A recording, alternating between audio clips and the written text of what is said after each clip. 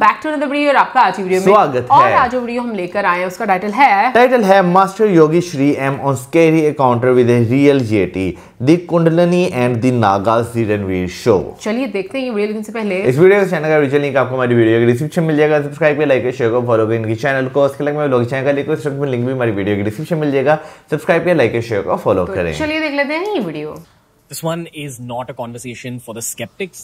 This is a conversation for the believers. But in this conversation with Shri M, a renowned author and spiritual leader, we did address skepticism and then went on to cover all of his life's experiences. There's a few guests where I know that there's 20 podcasts within this person, and Shri M is one of those. This was just the first conversation with this man. He spoke about everything from Yetis to demons to beings from other realms to the meaning of spiritual growth in terms of human existence. What's the purpose of spirituality? What's the purpose of meditation? And where do these other entities, these sci-fi style entities, even fit into the world of spiritualism? This conversation will bend your mind and then open it up. I highly recommend you try listening to the entire conversation. And I also highly recommend that you follow us on Spotify. It's for a Spotify exclusive, which means that every episode is available on Spotify 48 hours before it's available anywhere else in the world. This is Shri M appearing on the Ranveer show for the first time. Beautiful conversation coming your way.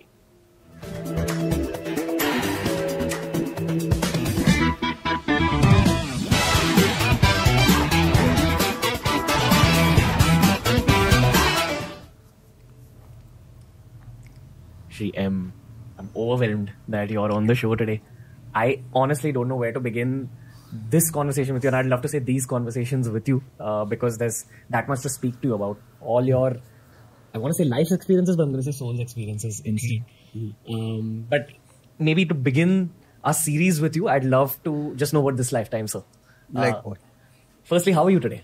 Today I'm good.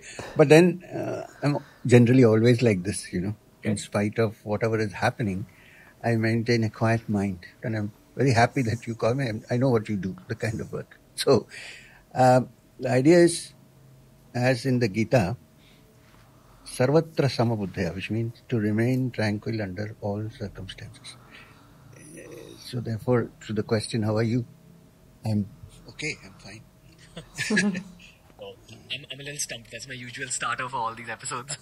But let's begin with this lifetime. What's your earliest memory from this life? My earliest memory in this life, in this physical body, till the age of 9, I don't remember much except what everybody remembers. Mm-hmm. But after I had the unique experience of my Guru, Maheshwarnath Babaji, laying his hand on my head and saying, "Samay hone par sab theek ho jayega." After that, I started having memories of before. I've had memories like, nobody has asked me this question. I've had memories of being enclosed in some dark as a small little embryo, powerless, not able to move, but memories flooding inside of the past. And then one day, all of a sudden, all the memories disappeared and I was out.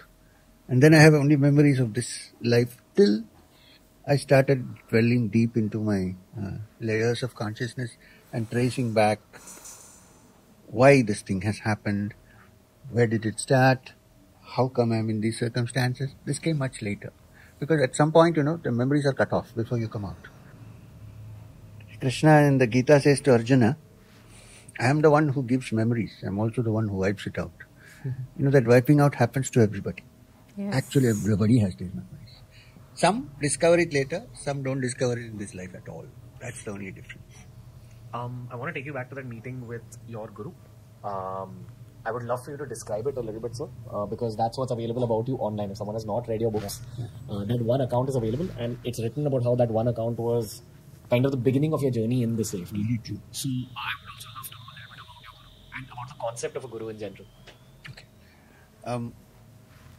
When I was 9 years old, you know, I was born in a immigrant Muslim family from across the border into Kerala. My forefathers came as personal security guards to the Maharajas of Travancore. That's how we came. Of course, then we got settled. Basically, I would say I'm like Keralite, if you ask me. Although I travelled a lot in the north. But I was born and brought up in Trivandrum. Trivandrum is the Thiruvananthapuram, the city of Anantasayana, Vishnu lying Padmanabha Swami temple. So when I was young, the backyard of our house was very long, very big. And many of our friends and neighbors used to come and play. By 6:30, they would have all gone home and I was alone. This happened every day almost. And then when I was about to go home, I looked far into the end of the backyard. And then I saw some very unusual person standing under the jackfruit tree. There was a jackfruit tree, the huge big jackfruit tree. Unique because I've never seen such a person in my life. I was startled because I don't know how that person came there. Later on I reasoned maybe he jumped on the compound wall. That part of the compound wall was a little short. But I was taken by surprise because at that age, at the age of 9, he was tall afterwards I discovered, but then he looked very tall. And I've never seen a matted haired person in my life. His hair was all matted up here. Very fair, very tall. No upper garment except a small cloth here. He carried a peculiar thing in his hand. Later on, I came to know it's a kamandalu. And on his neck was a garland of huge big rudraksha, which I didn't know at that time, what a rudraksha is. So when I saw that, I was wondering, where does this guy come from now? So he gestured with his hand. This fine. You know, what is the natural reaction when in the evening when it's about to get dark, a stranger can leave you? That was strange looking stranger. So the reaction is bored. But I felt I must go. So I went closer to him. Then I was standing with him, not face to face because he was taller, looking down. So he asked me, do you remember anything? I said, no, because I didn't remember. I didn't know what he was asking. Remember what? I said, no. Then he put his hand on my head. He said it in Hindi, but I'm telling you in English. He said, when the time comes, you will remember everything. Everything will be fine. And then he said, go back. So I walked back, still wondering what's happening here to me. Only thing I remember I carried with me was those big eyes of his. They were haunting me, like for many years they were there. I walked back. I know that I reached the kitchen at the back and my mother was cooking something. Now, I wanted to turn back and look. I could not. I could turn back only when I climbed the steps and went to the back door. Then I turned back. There was nobody there. But it was not a vision. It was an actual thing. Anyway, because I could still feel that hand on my head. You know, there's something, the feeling of warmth. And I tried to tell my mother. I just couldn't talk. I could say everything except this incident. For many years it remained like that, locked. Anyway, I went inside, had something to eat. And from that day started the whole change in my life. The change in, I had never learned to meditate before. It started, how did I start? When I went to sleep that night, around midnight, I felt that somebody was waking me up. Not as if there was anybody there. Completely awake in midnight. And I felt in the navel some kind of warm feeling and the light like these things you use for Deepavali, the fireworks, that round thing that rotates. Something here was moving and then it spread throughout the body and there was a feeling of blissfulness. This was my first meditation and the first change that happened.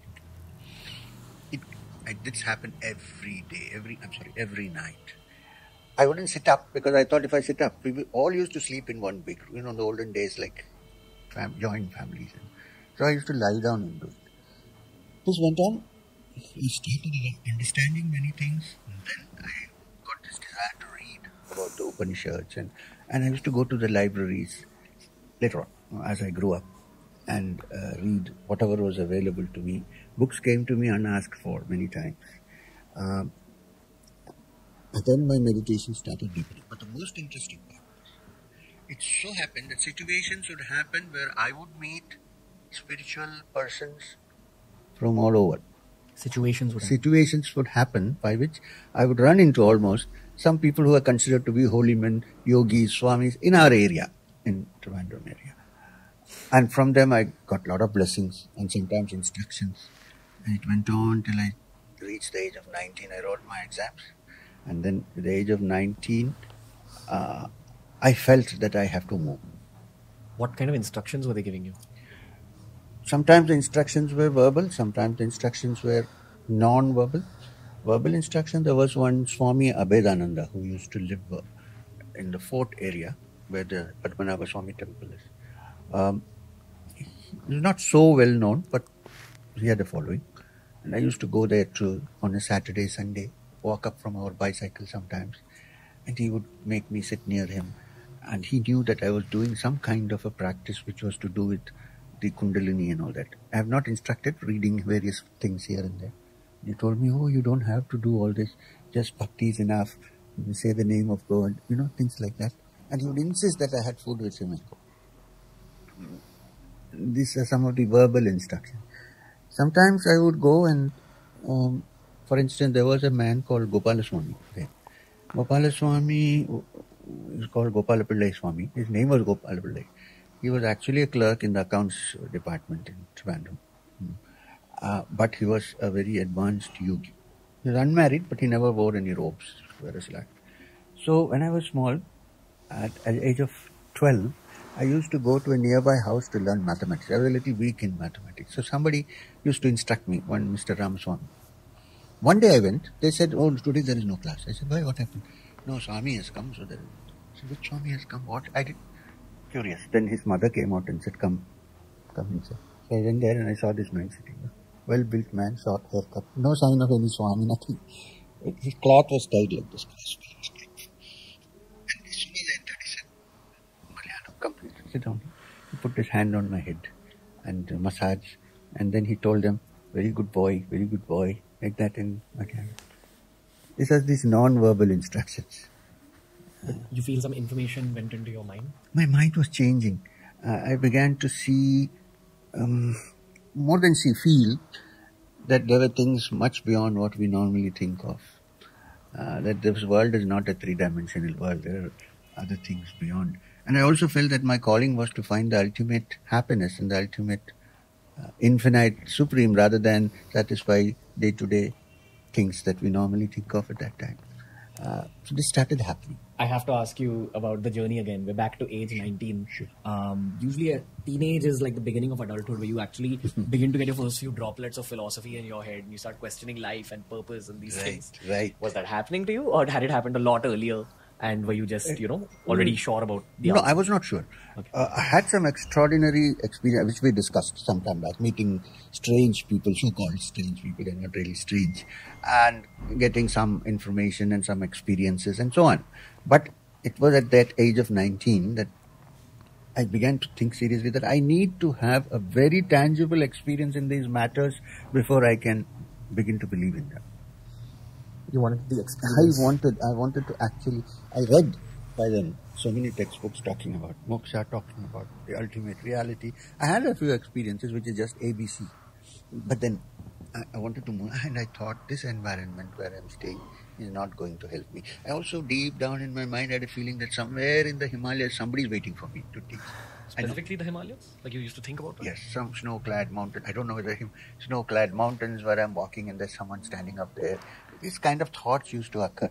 Part of it may be my desire to go to find out. And also I've read that great yogis live in them. It could be. But this was there recurring all the time. And I also felt that in this situation where I was at home, since I was the only child, the only male child in India, that's a big thing. And you're supposed to take over your family's business. And I was getting kind of like feeling that I was in a cage. I wanted to break out of that. It was a golden cage, okay? Many would have preferred to stay in the golden cage, but I wanted to break it. Cage is a cage, right? Wood or gold. So it was like a bird which can't fly. One day, I decided I'd just go. You must understand, those days, there was no Google, there is no maps, there is no nothing. So I used to look for some time at railway guides and find out where to go to the Himalayas, where is Rishikesh, And one day, finally, I left. I had some money with me. And I've never traveled for such long distances on my own. But I just went. I had a lot of problems about trying to... I had some money. Where to find food, how to travel in trains. It went on. And cold. I didn't realize that I needed some warm clothes and so on. I suffered a lot. Even after I reached Rishikesh by train, I suffered a lot. So I thought, let me stay in some ashram, at least look after the body. So I stayed in Divine Life Society. Swami Chidananda was the head of that society. I met him, I used to meet him, talk to him. But he also knew that I won't stay there. I don't think he would stay here. Then one day I left. And then I started walking. So from Rishikesh to Badrinath, I decided to go on foot. By the time I reached Vashishta Gufa, which is on the way, quite close, 20 kilometers away, 25. My legs were all swollen and I just couldn't. So I went to the cave. There was a Swamiji there. He died about 9 months ago. He looked after me. He said, don't go anywhere, stay. He was also from Kerala, so there was a common language and so on. He looked. And then afterwards, okay, I didn't stay a single day. I moved on. So I walked. I met a couple of people here and there, some ashrams and so on, and reached Badrinath. You reached Badrinath. Wow. It took me 1 month and 10 days or something, if I remember right. Did you have any crazy experiences on the way? Yeah, I met a couple of Swamis, and instead of some yogis, I also met some cannabis smoking guys who were not Swamis, who looked like some. All kinds of things happened to me. I met wise people who were very simple. I remember in the evening, I went into an ashram. There was a Vaishnavite sadhu, 3 marks everywhere. I think there I went and I always made it a point to tell them the truth, who I was and what my name was, where I came from. He said, very good. So he said, Puja is over, then you have food with me. Puja was over. They went to the Ganga, did Arati, came back. So then after that, he said, come, let's have a chat. He was an elderly man. He said, good, your intentions are good, but I have to tell you something. If you take sannyas, if you renounce the world and take sannyas, you have to be very careful because you have to be sure you're ready for it. He said, if somebody is climbing up steps to go to the top of the mountain, if you fall from the first or second step, you won't get hurt. If you go up there and fall, you will not be able to recover. You'll break your limbs. Was that a way of saying if you fail your tests once you... Yeah. Okay. Yes, so he kind of gave me some warning, like, be careful. But what can go wrong on that journey of renouncing the world? It can go wrong in the sense that we are not ready for it. We don't know what we are going in for, and then we find life too tough. And either you succumb to the temptation and still wear a robe, or you succumb to temptation and leave everything and come off back to the world. I think the first thing I said is worse than coming back to the world. That you wear the robe, but you can't live the life. Then it becomes a double life. It's better to say, okay, I can't do this and get back. So he was warning me in that kind of, that Sant Gyaneshwar in Alandi. Yes, sir. His father became a sannyasi while his wife was still young, and so she became pregnant and he ran off. He went off to Ganinath, his yogi. And one day Ganinath came to Alandi, and there is a tree there around which women are supposed to go around to free themselves of their troubles. So he saw a young lady going around praying, saying, I'm pregnant, please bring back the father. He stopped and he blessed her and said, Tathastu. Then he asked her, who is your husband? She described, found that he was his disciple. He never told him that he'd married. So he went and said, go back. This is not the way. So he came back. Therefore, the whole family was kind of thrown out of society. Because you became a sannyasin, then you throw away your robe and you come back. But his guru wanted him to do it. So he came back. So they were ostracized and kept out. The story is that once the Pandits were having a Vedic discussion, and by the time all the children became great yogis, including Gyaneshwar. Muktabai, the sister, also became a yogini. His brother became Urthinath, another yogi. So one day, and Gyaneshwar was very small, very young, and he was walking. He saw the people chanting the Vedas, so he also went to join, coming from a family which knew the Vedas. They said, this is the same fellow, that sannyasin who came back. He can't be allowed here. Go up. You can't chant the Vedas. The story is that Gyaneshwar called a buffalo which was walking on the road and put his hand on the buffalo's head, and the buffalo chanted the Vedas. This is the story. We don't know. Many things are, myths and reality sometimes mixed up. But it's an example to show. So like that, I met several people, and then I reached Badrinath, where I met the Ravalji first. Ravalji, the priest of the Badrinath temple. Since the time of Adi Shankara's time, when he revived the Badri temple, he decided that the priest here has to be a Nambudri from Kerala. There was Vedic families who were selected. They have a 5-year tenure, and they are the priest. So I went and met him. I told him that I'm coming from such and such a place, and I told him honestly who I was, everything. I'm looking for a guru. I think there is some yogis in the Himalayas here in Punjab. I got the most discouraging response to this. He said, you should go back because there's nobody like that here. There are ganja smoking sadhus, and you go back. And he also said that you're an educated fellow. Why are you wasting time here? Go back and do it. I said, I listened to everything, but I said, can you find a place for me to stay for some time? That he said I will do, and he found a kutia for me. across the other side of the Alkananda. So I stayed there. I used to go there for food, prasad, and I stayed. Every day after the puja, they used to play cards there. So I was getting a little disillusioned. I burned my bridges, and now here. So there is a place, the last village in Indian village is Mana, on the border. After that, 30 kilometers, you get the Indo-Tibetan border. But the last village is Mana. So I thought maybe I will go that way, because I've heard that in Vasundhara Falls and so on, there are caves where yogis. So I took a walk in the evening. It was cold. By the time I had blankets and sweaters. Then I passed the Vyasa Gufa. There is a Vyasa Gufa there on the right side. Nobody was there. I continued, went to Mana, crossed, went on. Then it was just, I went and looked, and there were some caves on the rocks, but there was nobody there, and one of the cave had a door fixed and somebody had locked it and gone off. I said, okay, let's go back. I was coming, it was getting dark. That time, I felt very suicidal, because I thought that nothing seems to be working for me. Maybe it is because of this body. Maybe if I come back next time in a different situation, different body, it might work. So I came to the edge of Alkananda, down Mana, and I contemplated on committing suicide, actually. I said, let me end maybe I'll come back with... But then I was worried that I might suffer, and I was just thinking, the water rose with a big sound there. Just thinking, how many minutes do you think I'll suffer? And I was just thinking. Anyway, I said, let me meditate for a while and take a decision. So I went back to the Vyasa Gufa. I saw a fire outside, so I said, there must be somebody, because when I went that side, nobody was there. I went inside, and Maheshwarnath Babaji stood up. The same guru you had met. Yeah, I know that eyes. That eyes were with me all the time, those big eyes. And his first response was, oh, so after wandering here and there, you come back again to me. So I told him, I will not leave you ever. And he said, we'll think about it. And laughed.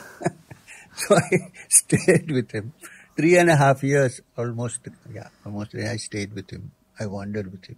Wherever he went, I followed him. I learned from him. He taught me what could be taught in a university for maybe 10 years, in 2 years, 1 year. He carried no books. When he taught Upanishads came from his head. When he taught the Gita, it came from his head. So in those 3 years, I would say it was kind of a crash course for me. I would love for you to talk a little bit about the 3 years, sir. Many things happened, but the main thing was I started to discover that this man was not an ordinary man. Sometimes before I could think of something, he would know what I was going to think. Because all the scriptures which I learned, the Vedic and the Upanishads and the Yoga Sutras and the he was also an Nathpanthi, so the teachings of Gorakhnath, Goraksha Sataka, Siddha Siddhanta Paddhati, it was all there for him here. He never carried a book. And I learned from him, and whatever I learned, I never forgot. I would assume that you all mainly focused on actually practicing some form of Kriya Yoga or... just not some form, Kriya Yoga. Okay. No, Babaji taught me much of the different schools. Like in Indian tradition, we have 5 darshanas.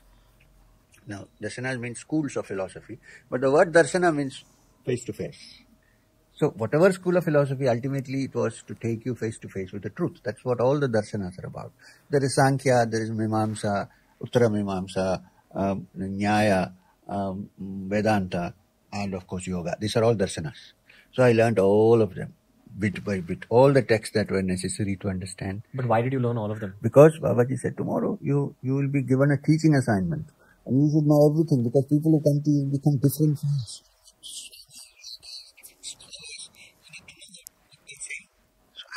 All this, but my practice was Kriya. Are you comfortable explaining what Kriya is to the audience? Very much. I can't give Kriya in this kind of word, but the word Kriya in the Shastras, in the Yoga Shastras, simply means a practice. Kriya. Practice. What Kriya is? Yoga Shastras has innumerable Kriyas. Vastrika is a Kriya. Sambhavi is a Kriya. Anulom Vilom is a Kriya. Mahamudra is a Kriya. These are all different.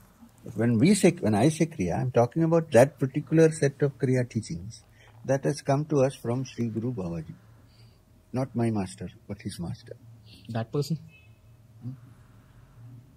Now that is a picture, I think, drawn by Yogananda Paramahamsa's brother, based on Yogananda Swami's description. So, It was Yogananda Paramahamsa who first coined the word Mahavatar Babaji. Because he said many avatars have come and gone, but this person is there for a long, long time. He's supposed to be there till the end of the Kali Yuga, which we are only halfway through Kali Yuga now. This is your guru's guru. Yes. So, Maheshwarnath, he was also Lahari Mahashay's guru. Mahavatar Babaji you're talking about. So, but for 1,000 years, he has been referred to before the Yogananda Swami's book came out as Sri Guru Babaji. Sri Guru Bhyo Namaha is the mantra we use for him. And when Gorakhnath, the great Gorakhnath, wrote his text, he always started with Sri Guru Bhyo Namaha. Then you will find them as Sri Nityanatha Namaha, which means the Nath who lives forever. With this Sri Guru Babaji. So in many traditions, he is known as Sri Guru Babaji. And so when I talk about Kriya, it's that Kriya that has come to us from that lineage. But there may be other Kriyas. Was that his purpose? Mahavatar Babaji's purpose? Yes, of course. To bring back Kriya. Yeah, because see, it's a very step-by-step, systematic, methodical way of transcending the ordinary. To make it simpler for listeners who've not heard of Kriya Yoga before, it's supposed to be one of the fastest forms of spiritual advancement. Now, that depends also on other factors. If I say I live my life as I want and then if I do, no, that doesn't work. You have to follow the Yama Niyamas, rules and regulations, and then practice. And also it depends on how much you practice and how diligently you practice and how carefully you practice. That is also there. Just because carefully means making sure that you do it regularly, making sure that you don't miss the points which are described to you. It's simply that you take Kriya is of no use. As the Yoga Sutras say, Nairantariya Abhyasena, regular practice is necessary before things can open up. So what Kriya does, basically it's a way of erasing your awareness from the gross to the subtle with attention to the spine, which is called the Sushumna Nadi. What does gross to the subtle mean? That means the mind is usually caught up in what we call Prithvi Tattva, which means the gross forms of energy, physical and so on. You have to raise the mind from that to subtler and subtler levels, which means to take your awareness through different parts of your spine. The spinal cord, the Sushumna Nadi, which it's called. Then the mind becomes finer and finer and finer till it finally figures out the origin of this whole substance called the human. So you've been practicing for a very long time now. Yes. What is your reality now in the moment after so many years of practice? For me, now I practice because I enjoy it. I don't practice it for anything else. I enjoy practicing. But what it has done to me is it has opened up many dimensions to my mind. It has taken me from, the mind can be at a given moment shifted from the lower to the higher levels. At will. At will. Of consciousness. When you say higher levels, do you mean closer to God? No, from the Indian system of thought, when the mind is free of all vrittis, that mind reflects divinity. And divinity is not something that sits out there like the God concept in Semitic religions. It's the spark of the divine that exists in us. This is God. It's not some outside thing. The entire universe, which is pervaded by the Supreme Being, but it is recognized in the human being as the core of one's own consciousness, in one's own being. This is the Jiva. This is God. It's not something outside. Do you believe in higher beings? Yes, I do. You believe in higher beings? Yes. And I ask you this because the podcasting community talks about these things all over the world. I don't believe in higher beings. I know that higher beings exist. What is the meaning of higher higher beings? Believe means I don't know, I believe. For me, it's not a belief. Higher beings, there are many kinds. First of all, it is so funny to think that in this earth there are only human beings. It's very limited way of thinking. There are other beings. We don't see them, doesn't mean that they don't exist. We don't see the air, but it exists. So, now we are talking, right? We're talking about something serious. And it is going to lead to so many people understanding certain things. Believe me, there are these beings around. Encouraging, hoping, helping, saying, push, let it go to the world. You may not see it. That doesn't mean that they don't exist. And it is not necessary to see. So, in terms of an ant, I don't know if an ant actually has the same kind of perception that we do as human beings, but an ant certainly can't jump. True. Moves only in straight lines. Right. So I've often wondered, even as a kid, that what is the perception of that ant? Yes. When we can move straight, sideways, So he doesn't understand. Suppose you jump and go from here to there, the ant cannot make out that. It's a miracle for the ant because it knows only the linear directions. So we are the higher being for the For the ant. In relation to, not ant, let's say some other small creatures. And therefore, for the higher beings, we in our undeveloped state are like the ant. Okay. It's difficult to conceive even what it is all about. Where would you even begin this conversation of higher beings? Would you put ghosts in that category? What people reference as ghosts? No. See, ghosts are generally they come out of one's imagination. Let me put it this way. The human body has electricity. It has, because there are chemicals, there are metals, everything. Now, generally when a person grows old and dies, all this electricity slowly fades off and it's gone. Suppose somebody dies in an accident. Suddenly, what happens to the electric charges? Forget the soul, that's gone. What happens to the electric charges which were in this body and which, because they remained in this body, have acquired a certain shape just like this body? What happens? They are released. That is released. And it is wandering around. You can't see it, and under special circumstances it may be visible. Since for a long time it was inside this body, it will have the same shape and people will say there is a ghost. Over time that will disappear because that charge will be lost. But believe me, it has no intelligence of its own. It cannot hurt you because it can hurt you by fear, of course. You get frightened and you get a heart attack. That's not the fault of that wraith, whatever is there. It's a charge that is left behind. Because suddenly somebody dies, and still everything is fresh. But the soul is not there in that. The soul is gone. People who get possessed by these things. I think possession, 90% of possession is a psychological disease. There is no such possession. In rare cases it may be. But it's not these electrical charges that can possess. In rare cases, other beings are known to have occupied physical bodies. And these are not necessarily ghosts, these could be demonic entities. No, they need not be demonic. They can be good entities also. You see, when we say invisible, we always put it into the demonic category. There may be good and there may be bad. So there are higher beings around us or different beings which are also good. Yes, of course. They are good. Now here there are good. Right now. In this house. Because they are encouraging us. So now, wait a minute. Now let me tell you this. Which is why when you sit down and pray, you meditate, sometimes you feel good because they are helping you. Sometimes you don't feel because they are doing something else. So there are beings. There's no question. And in fact, if you develop the capacity to see, you may be able to see them also. But for us who are walking on the path to absolute freedom, we don't want to get stuck with these beings. We need to go further up. What is their purpose? Why are they there? They are here because you see, their rate of frequency of vibration of their bodies is different from ours. Right?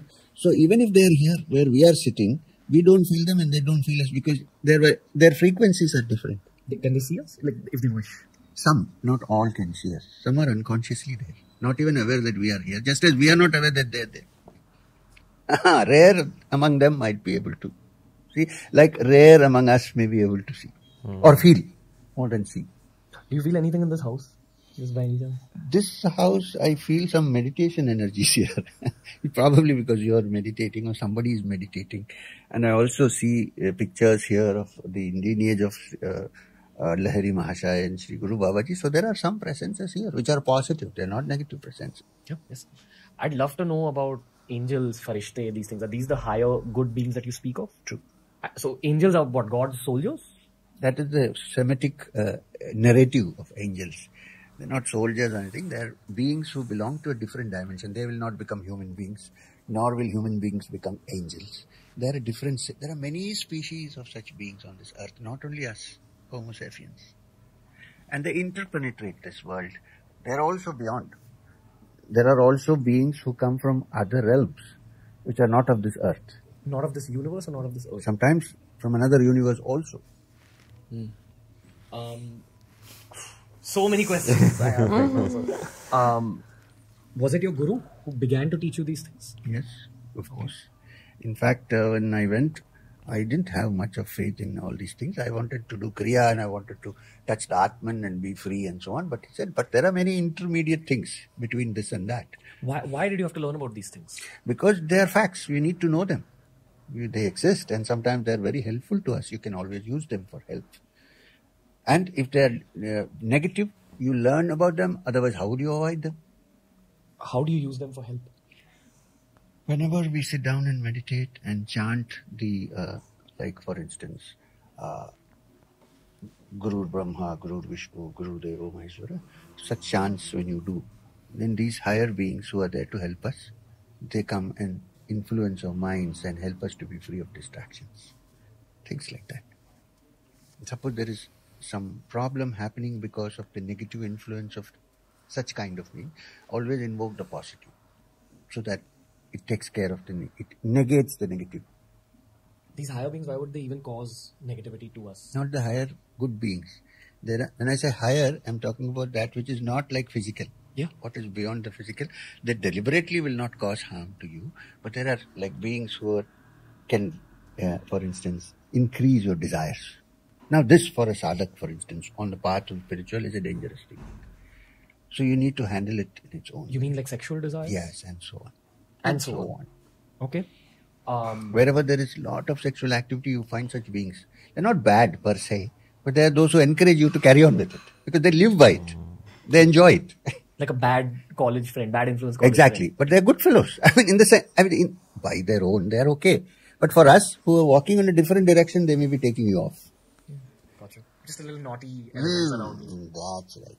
And you may not even know that. Normally we dismiss it as thoughts, but we don't understand that these thoughts could have been infused by someone. Let's talk about that. Let's talk about thoughts not being a property of just your own mind. No. Thoughts, as far as, see, I go to a function, I'm giving you a simple example. And somebody is lecturing there, talking, like what Hitler used to do. Then he goes raving in the end. All attention is there. Right? Then there is the playing of drums. And there is the music playing. And there is a flag up.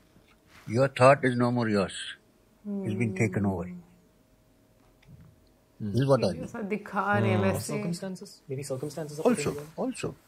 Partly circumstances also can take over and change your thinking. Sometimes you may be thinking something which was never part of your psyche. It may be coming from somebody else or somewhere else. Okay? So that is why when you sit down to meditate, traditionally they draw a protective circle, which is a mind circle, of course. There's nothing material there.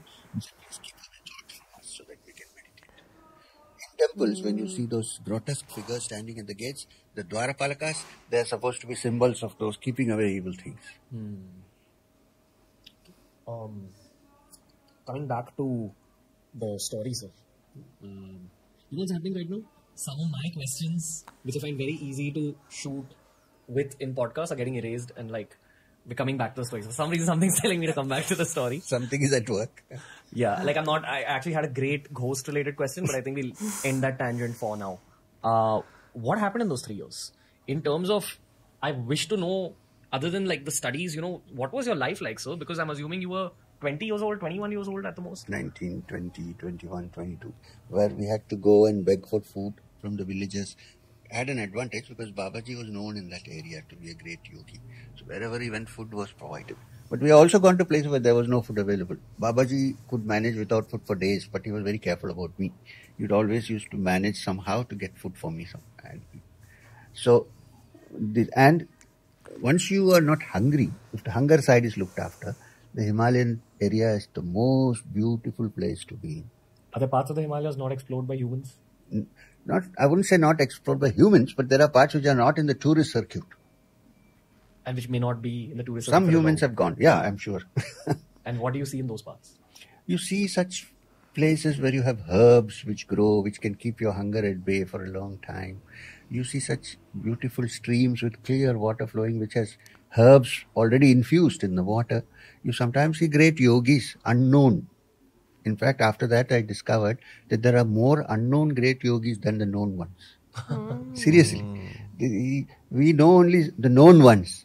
And we think they are great. There are unknown ones who are greater than anything that you can think of. Mahayogis, as they call. Great. भाई कुछ लोगों की आप life journey के बारे में सुनते हैं ना, तो आप लिटरली ये देख कर हैरान होते हैं कुछ लोगों की ज़िंदगी का सफ़र जो है ना वो बहुत ज़्यादा डिफरेंट रहता है. मुझे तो आज की वीडियो देखकर बहुत सारी चीज़ें मेरे माइंड में चल रही हैं, बहुत सारे क्वेश्चंस जो हैं वो माइंड में आ रहे हैं. सबसे पहले तो मैं इस चीज़ से बिल्कुल अग्री करूँगी कि हमारे जो मतलब माइंड से बहुत सारी चीज़ें जो हैं वो स्किप हो जाती हैं. हमारे माइंड हम चीज़ें भूल जाते हैं. इट्स लाइक कि हमारी मेमोरी मुझे लगता है समटाइम्स इरेज हो जाती है, क्योंकि मेरे साथ ऐसा होता है. मेरे साथ खुद होता है. मुझे बहुत सारे अपने पास्ट के इवेंट्स याद नहीं रहते। इनफैक्ट इस मामले में मैं अपने घर के बाकी बच्चों को जब देखती हूँ तो उनकी मेमोरी काफ़ी अच्छी थी। आपको याद है इस टाइम पर ऐसे हुआ था, इस डेट को ऐसे हुआ था, और मुझे कुछ याद नहीं होता कि ऐसा कुछ हुआ था। और जैसे उन्होंने बोला भी कि लॉर्ड कृष्णा जी ने भी जैसे बोला कि वो ही हैं, वो चाहें तो वो सबकी मेमोरी को सही भी रख सकते हैं और चाहें तो वो उसी को मतलब हाँ इरेज भी कर देते हैं। तो मतलब अब जिनकी इरेज हो जाती है मेमोरी, मुझे नहीं पता कि उसका कारण क्या होता है। शायद हमारे कर्म ऐसे होते हैं, इस वजह से हम स्पिरिचुअली इतने एडवांस नहीं रहते, मे बी इस वजह से। सो बट कोई ना कोई तो रीज़न इसकी डेफिनेटली होगी, या शायद हम अपने आप से इतने सच्चे नहीं रहते इस वजह से। बट मेजॉरिटी को हम लोग इसी तरीके से देखते हैं और ये चीज़ हमारे लिए बड़ी नॉर्मल सी बन जाती है। यार आप मेमोरी की यहाँ पे बात की, नो डाउट मेरे साथ समटाइम्स इस तरह था कि चलें एक तो लंबे उम्र से एक हफ्ता पहले की बात होती है ना, वो भी आपके माइंड से कहीं ना कहीं जो है ना अरेज हो जाती है। मेरे साथ इस तरह मूवमेंट होता है। मुझे पॉडकास्ट बहुत सारे देखे हुए मुझे याद भूल जाते हैं, वीडियोस देखी हुई भी याद भूल जाती हैं। और उसके साथ साथ एक और चीज़ मेरे साथ जो है ना बहुत ज़्यादा होती है कि समटाइम्स मैं कुछ कर रहा होता ना या कहीं पे गया होता तो मुझे लगता है जैसे पहले भी ये जो है ना चीज़ मैंने की हुई है। अच्छा, मेरे साथ बचपन में एक चीज़ हुआ करती थी और अब आकर बहुत कम होती है। अब सबको ये लगेगा कि जी हम लोग ऐसी वीडियो देख रहे हैं तो इस वजह से ऐसी चीज़ें जो है हम लोग बोल रहे हैं, बट लिटरली बचपन में ना मेरे साथ कभी कभी ऐसा ज़रूर हुआ करता था कि मेरे माइंड में बहुत सारी एक तरह से ना आंधी चला करती थी। लाइक मुझे नहीं समझ आता कि मैं उस चीज़ को कैसे एक्सप्रेस करूं, बट ऐसे होता था कि एक सीरीज़ ऑफ इवेंट हुआ करती थी जो कि मुझे लगता था कि मैं कभी वहाँ पर नहीं हूँ, लेकिन वो मेरे माइंड में जो है ना वो चला करती थी। बट मैं उससे बहुत इरिटेट होती थी और मैं अभी भी कभी नहीं चाहती कि वो सीरीज ऑफ माइंड या वो वाली चीज़ कभी ना दोबारा से हाँ आए। बट मुझे ऐसा कभी फील होता था ना तो मुझे वो बड़ा एक अजीब सा मोमेंट लगता था। अब मुझे नहीं पता कि क्या कारण होते हैं कि हमारी लाइफ में बहुत सारी चीज़ें हमारे साथ ऐसे होती हैं। मैं ये नहीं कह रही कि हम लोग स्पिरिचुअली एडवांस हैं, बिल्कुल भी नहीं हैं हम लोग।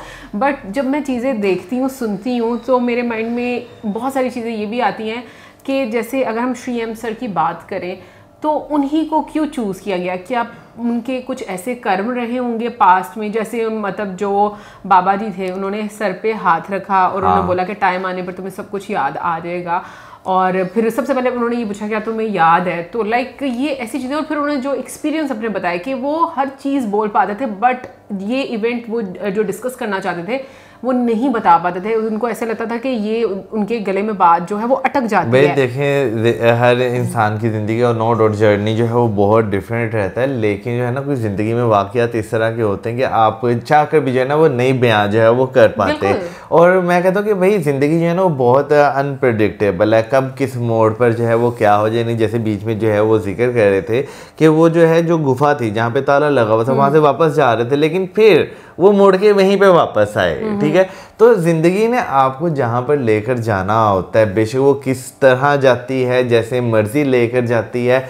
आप बेशक एक लग्जरी लाइफ से उठकर चले जाते हैं, आप जाते ज़रूर हैं। लेकिन तुम ये देखो, जैसे उनके माइंड में ये थॉट आई सुसाइड करने की, फिर उन्होंने फिर थोड़ी देर के लिए योगा किया, मतलब करने के बारे में सोचा कि मैं रिलैक्स होता हूँ, मैं सोचता हूँ। और फिर उनको दोबारा से बाबा जी वहाँ पर नजर आए, उनकी एक स्पिरिचुअल जर्नी वहाँ से स्टार्ट हुई। उससे पहले उन्होंने जो आप कह लो कि एक लंबी यात्रा ली और उसमें बहुत ज़्यादा उनको कष्ट भी उठाने पड़े और बहुत सारे लोगों से भी वो मिले, डिफरेंट एक्सपीरियंस हुए। और मैं ये चीज़ मानती हूँ कि आप जब कोई चीज़ स्टार्ट करते हो तो आपके राह में बहुत सारी रुकावटें आती हैं जो आपको डिस्करेज करती हैं।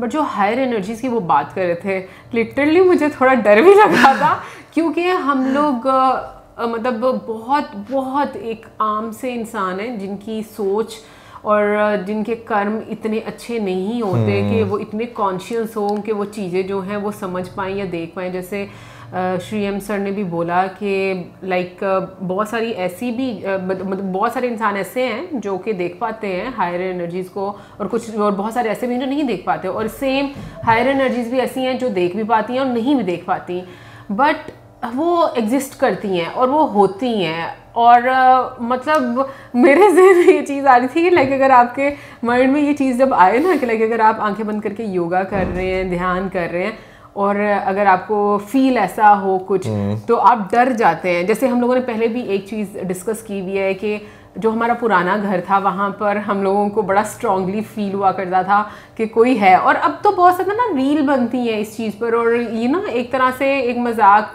बनाया जाता है कि भाई आप किचन में आए, भागे भागे आप जा रहे हैं, आपको लग रहा है आपके पीछे कोई है। बट मैं इस चीज़ को सीरियसली मजाक नहीं समझती, क्योंकि ये बहुत स्ट्रॉन्ग वाइब रहती है।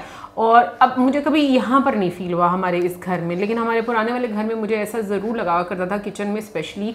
और एक रूम था हमारे घर में जहाँ पर मुझे ऐसा लगता था गुजर के ना वो चीज़ जो है वो वहाँ पर जाती है। दिखता कुछ नहीं है आपको, लेकिन बस आपको फील होता है कि कुछ गुजरा है यहाँ से। और वो मुझे अकेली को फील नहीं होता था, बहुत सारे लोगों को हमारे घर में फील होता यार था। मुझे जो है ना अभी भी शायद मुझे लगता है एक आपकी सर्टेन एज भी होती है चीज़ों को फील करने की, या नहीं?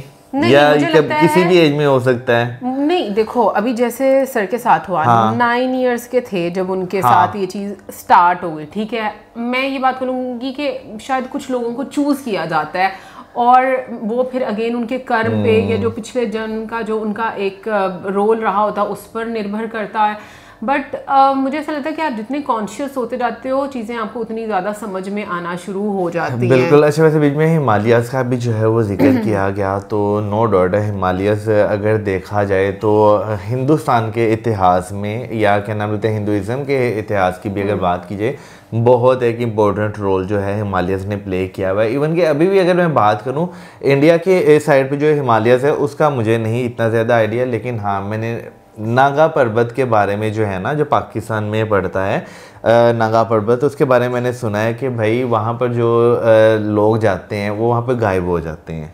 सीरियसली? उसे किलर माउंटेन भी कहा जाता है, वहाँ पे जाने वाले लोग वापस नहीं आते। आई डोंट नो, मैं इस चीज़ को ज़रूर मानती हूँ कि दुनिया रहस्य से भरी हुई है। बहुत ज़्यादा। और अभी जब मैं ये वीडियो देख रही थी और मैं ये सोच रही थी कि सर जो है उनका जो बैकग्राउंड है वो एक मुस्लिम फैमिली से था। हाँ। फिर उसके बाद अगर हम जो मोहम्मद सर हैं जो कि आर्कियोलॉजिस्ट हैं, जिन्होंने हाँ, बाबरी मस्जिद को मतलब मैटर में काम किया था। हाँ। और फिर अगर हम उनके अभी जब हमने पॉडकास्ट सुना था और उन्होंने भी ये बात बोली थी कि उनके ड्रीम में महादेव आए थे, इफ यू रिमेम्बर। हाँ मुझे याद है। सो उस टाइम पर भी मतलब उनको एक मैसेज, तो कभी कभी मैं सोचती हूँ कि देखो हम लोगों को एक मुझे, अगर मैं गलत नहीं, मुझे तो यही लग रहा है कि महादेव का ही जिक्र किया था उन्होंने। तो जब उन्होंने एक टेंपल जो है वो सेव करना था, एक गांव में वो गए थे।